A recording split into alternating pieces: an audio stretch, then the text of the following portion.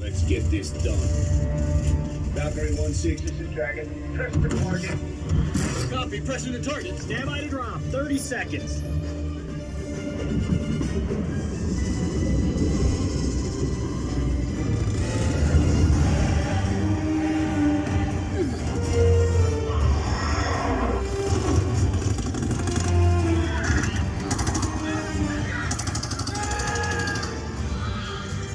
On the mark, 2, 1, mark. Go, go, go!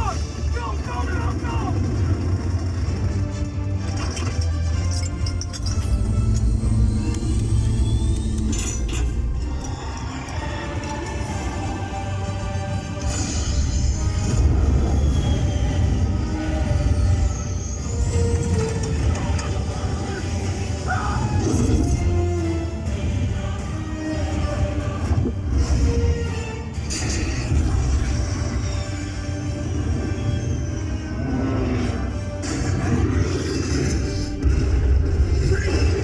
Wow.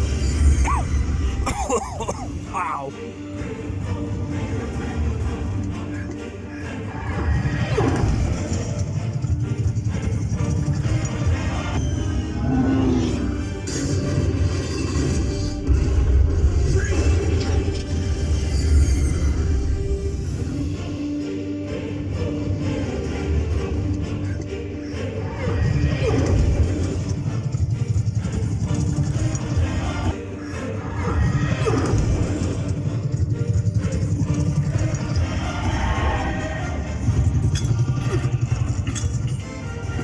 It's Sully.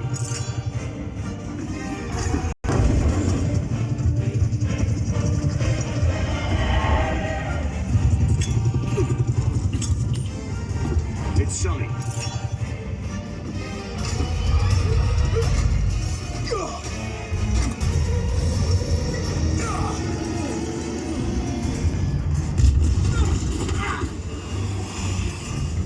Man down! Raise your alarm!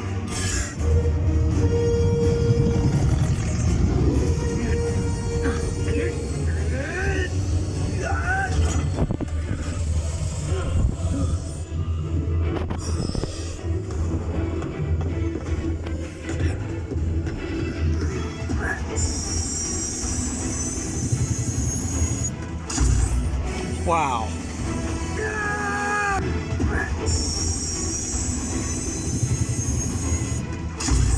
Wow.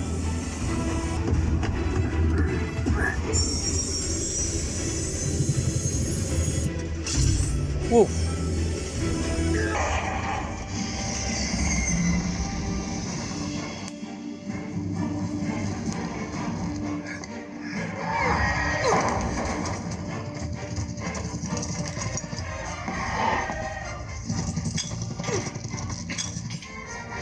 It's Sully.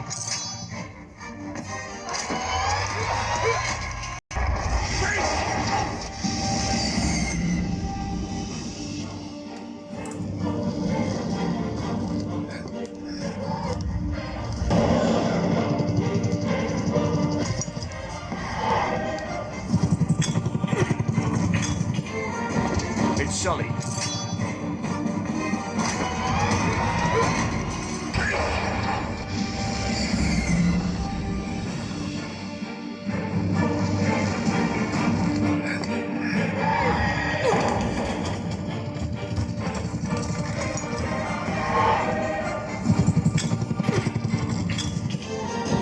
It's Sully.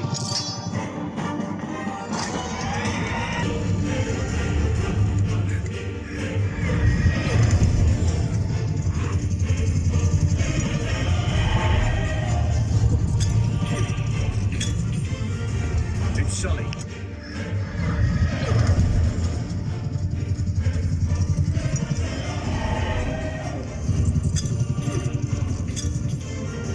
It's Sully.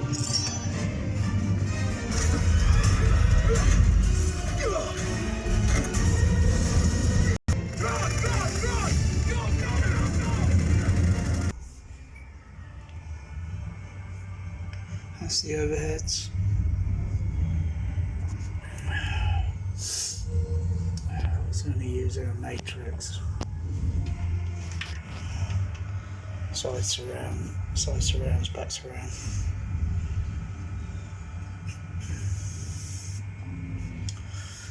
Stage channel, bass cabs, subs, bass shakers, HF horns, stage HF horns,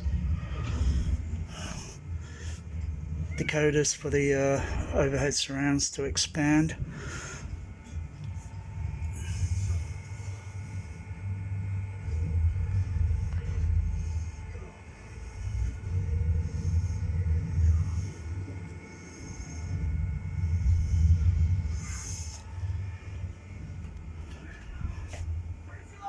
THX sound system monitor.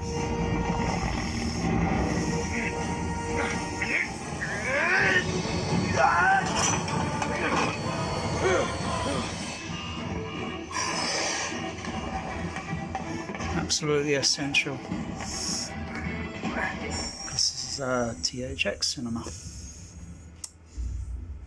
Probably the only one in the United Kingdom. That's good. Oh, it's like the monolith.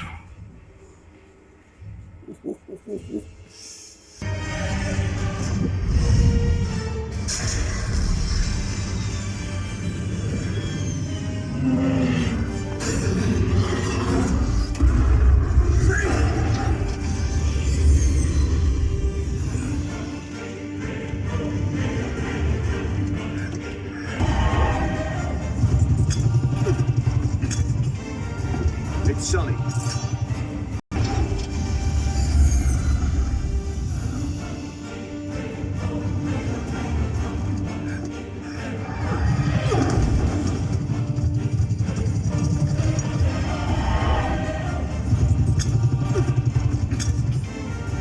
It's sunny. It's JBL 4673As, 5 screen going behind, and it's playing in 5 screen at the moment. So that's left, center, center, right.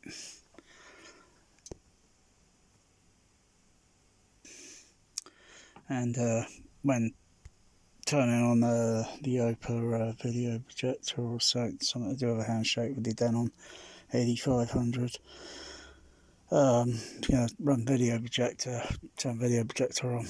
Otherwise, when the OLED's turned on and then you turn OLED off to turn video projector on, after about 5 minutes or so, video projector or the AVR switches off. So it's, yeah, I forgot to do that, but no, I was mostly running the OLED before this. It's just for show. So there's a 5 screen behind the screen. Home THX cinemas consist 100% of JBL. That's what movies are mixed on. That's what they're usually exhibited and played back for theatrical reproduction. 8330 Mark II going around the sidewalls, back wall. 8330As for the overheads, and there's 9 of them.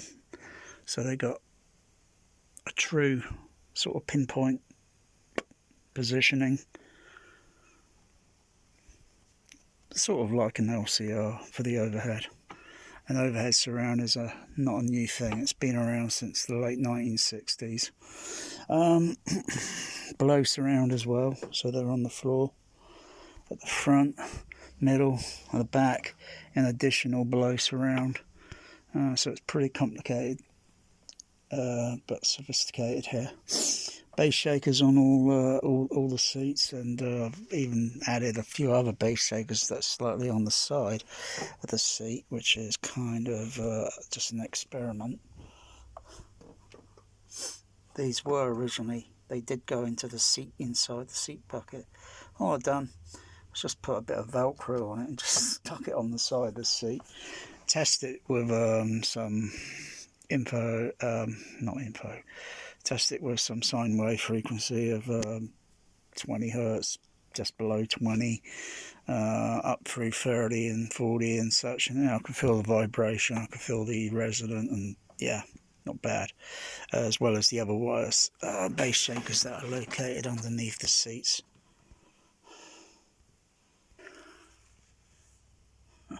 So that seat there, and they're all the same. They're located in the same. And there's the other additional blow surround is back there, this here, and up to there, over to there, over there, and then the ones at the back, behind the back row. So there's pretty much just virtually every sound position, well, for fabricated sound, that's just about covered really. There's nothing more, you know, can do unless something discreet comes along, because they are matrixed, but they do perform pretty damn well. But if a true discreet blow surround were to come along, then of course AVRs have got to be all completely start over again. Should have been done this way from day one, and then they wouldn't have to sort of like mess around, but they don't want to do that because they want to keep us waiting.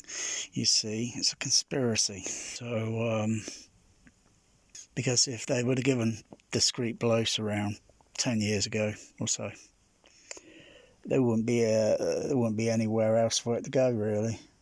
But really, sound really is impossible, because all you got is speakers that are positioned across the front, down the side, on the walls.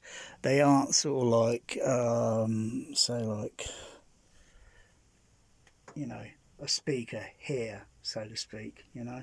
Wow, you can get something like a little mobile thing and then move it around, or have someone move it around near you, move it up near close through a wall, and then move it near to you whilst changing the sound and sort of, get my idea? Yeah, I'm sure you do.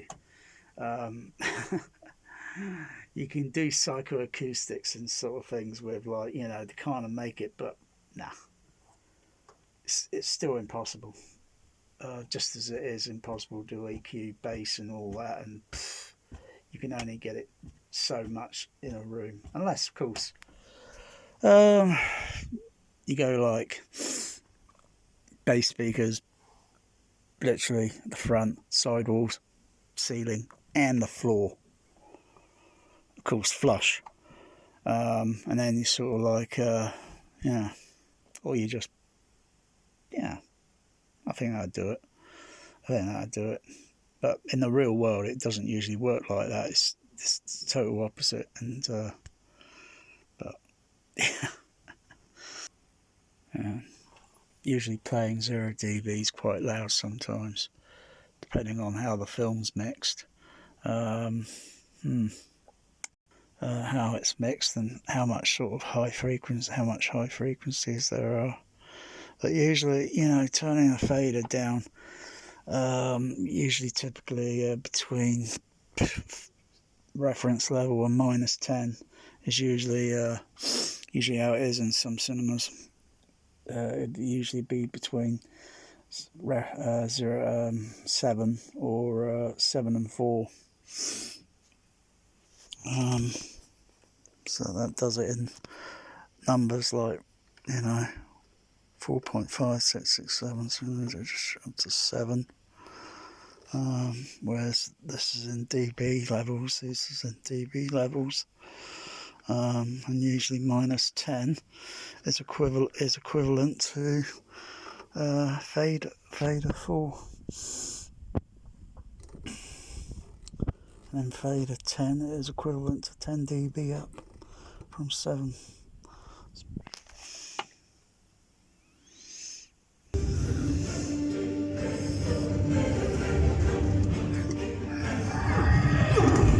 Wow.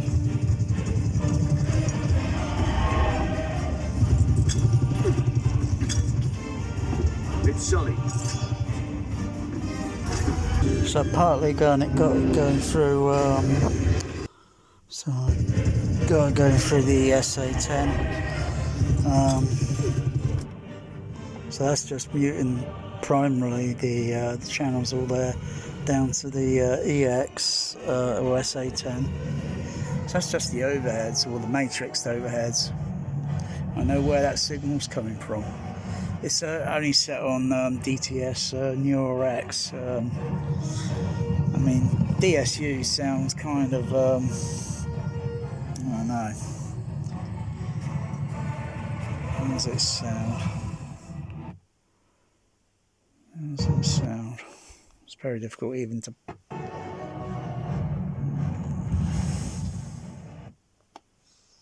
2, 3, 4.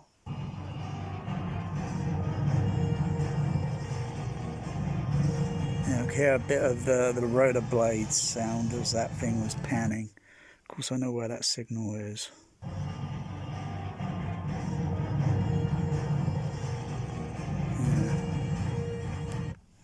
If I go back to DTS.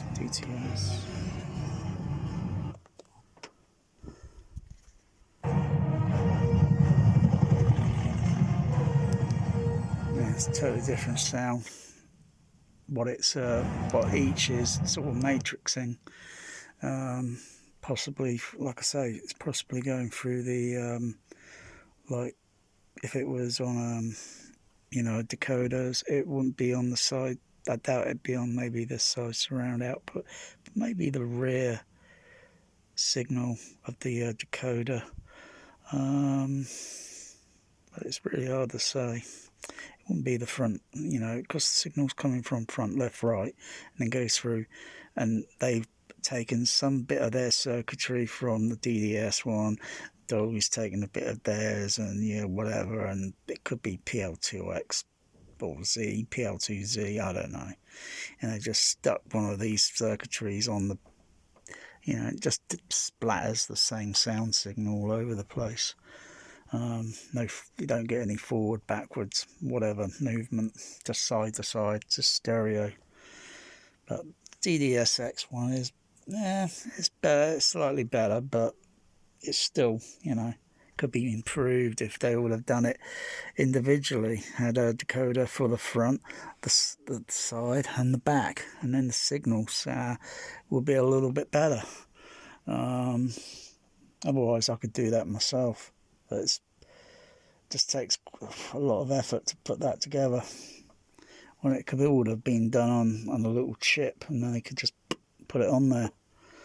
Whereas you've got to use a big clunky AVR just to get, you could get a few more things out of it as well. So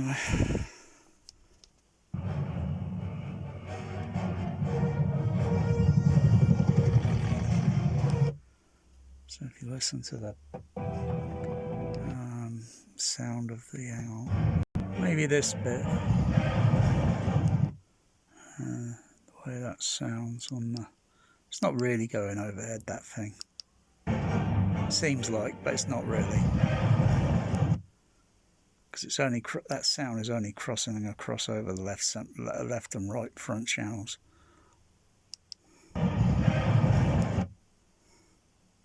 Okay. One more time and I'll go to DSU. Okay. Trouble is when switching these things, you get a sound delay. You get a sound delay until it locks on. Okay. Don't notice more of the part of a kind of a low frequency. It's because it's doing it through the DSU. It's doing it different on its matrix. Blah blah blah. Because it's all about vector steering and how they cancel out this signal, this, and its degree angle.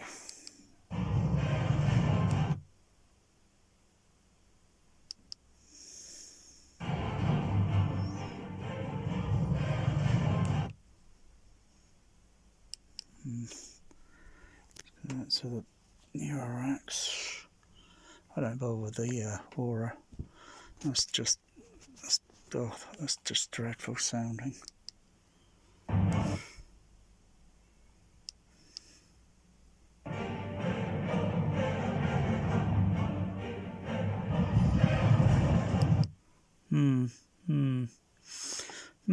Yeah.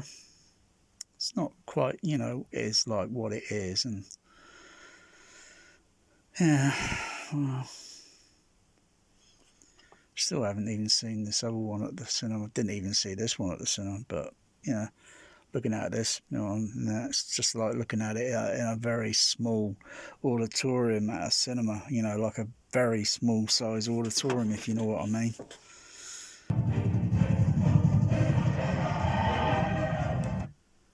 That kind of, you know, appeared like it was going overhead, but with that thing.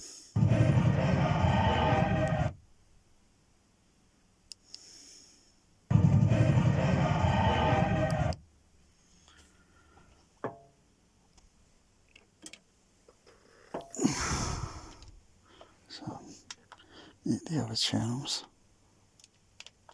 So it's only the surrounds activated on the sides and back, or EX. I'm only using that.